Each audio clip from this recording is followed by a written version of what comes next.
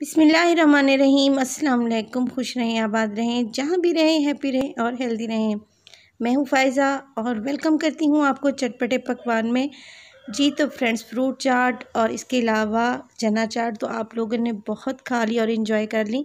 आज जो रेसिपी आपके लिए मैं लाई हूँ बहुत ही मज़े की है और इतनी इजी है कि आप इंशाल्लाह फ़ौरन से किचन में जाएंगे और इसको ट्राई करेंगे। तो आज मैं बना रही हूँ फ्राइड नूडल्स की चाट। बहुत ही मज़े की है, बहुत सी वेरिएशन आप इसमें कर सकते हैं जो मैं आपको बाद में बताऊंगी। तो आपने रेसिपी को देखना है और इसको फॉलो करना है। तो चलें जल्दी से चलते हैं अपने किचन में और बनाते हैं मज़ेदार सी ये नूडल्स फ्राई चाट। जी तो सबसे पहले यहाँ पे हम नूडल्स को प्रिपेयर करेंगे, जिसके लिए मैंने कढ़ाई में पहले से ही पानी गर्म करने रख दिया है। अब मैं डाल रही हूँ इसमें 2 टेबलस्पून के करीब ऑयल और 1 टीस्पून में इसमें शामिल कर दूँगी नमक, क्योंकि हमें नूडल्स का टेस्ट सॉल्टी चाहिए।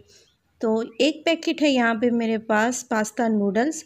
ये देखें, ये मैं सारा ही इसमें ऐड कर दूँगी। आपको इसको तोड़ने की ज़रूरत नहीं है, क्योंकि ये जब खुद ही सॉफ्ट हो जाएंगे तो कढ़ाई में ऐड होते जाएंगे। तो मैं इनको तोड़ नहीं रही है, देखें इस तरीके से। और पानी आपने इतना डालना है कि ये अच्छे से इसमें डूब जाए।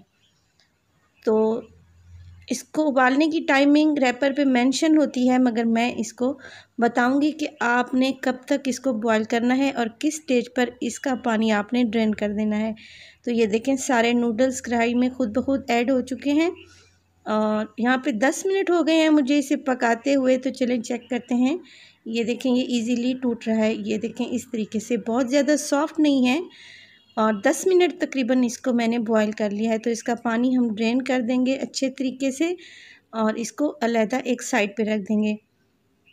ये देखें, नूडल्स को मैंने उबाल कर छान लिया है और इसको 10 मिनट तक तकरीबन हमने रखना है, ताकि ये थोड़े से ठंडे हो जाएं, क्योंकि हम फ़ौरन से इसको कढ़ाई में ऐड नहीं कर सकते।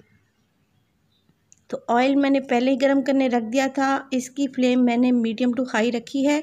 और देखें, थोड़े थोड़े से करके इसमें नूडल शामिल करें, क्योंकि एकदम से ये देखें बबल्स बनना शुरू हो जाते हैं। अगर हमने एक साथ ही सारे नूडल्स डाल दिए तो जो ऑयल है वो कढ़ाई से नीचे भी गिर सकता है। और आपने इस बात का ख़ास ध्यान रखना है, क्योंकि ऑयल इस टाइम पे बहुत ही ज़्यादा गर्म है। तो थोड़े थोड़े से करके इसमें नूडल्स ऐड करें, ताकि बबल्स भी ऊपर ना आए और आप भी सेफ़ रहें। तो ये देखें, मैं इस तरीके से थोड़े थोड़े डाल रही हूँ और 5 मिनट तक हमने इसकी साइड बिल्कुल भी चेंज नहीं करनी, जब तक इसके बबल्स कम नहीं हो जाते।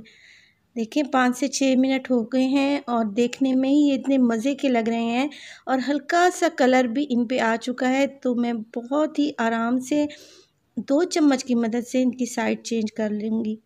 अब इनको पकते हुए तकरीबन 12 मिनट हो चुके हैं और इनका कलर अच्छा खासा गोल्डन हो चुका है। बबल्स भी बहुत कम हो चुके थे, इसका मतलब है हमारे नूडल्स फ्राई हो गए हैं। तो मैं इनको निकाल लूँगी एक टिश्यू पेपर पर, ताकि एक्स्ट्रा जो ऑयल है वो इसका रिमूव हो जाए। ये देखें, एक टिश्यू पेपर पे इसे निकालेंगे या फिर आप किसी रैक या छलनी की मदद भी ले सकती हैं।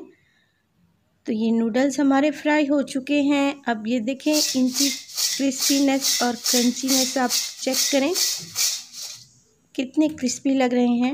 अब बस मैंने ये करना है कि 1 टेबलस्पून मेरे पास है चाट का मसाला। चाट मसाला हर घर में अवेलेबल होता है और इसको शामिल करने के बाद आपने दोबारा से इसको मिक्स कर लेना है बहुत अच्छे से, ताकि हर नूडल पर चाट मसाला अच्छे से लग जाए।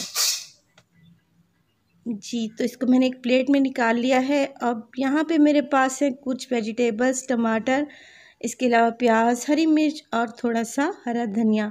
टमाटर के बीज मैंने पहले ही रिमूव कर लिए थे और इनको मैंने छोटा छोटा सा डाइस शेप में काट लिया है। तो ये अपनी मर्ज़ी के मुताबिक ऐड करें। एक लीमू लें, लीमू छिड़कें इस पर। अगर आप चाहें तो यहाँ पे इस पे केचप भी डाल सकती हैं, दही भी शामिल कर सकती हैं, मगर दही और केचप उस वक्त शामिल करें जब आप इसको सर्व कर रही हो, वरना ये सौगी हो जाएंगी।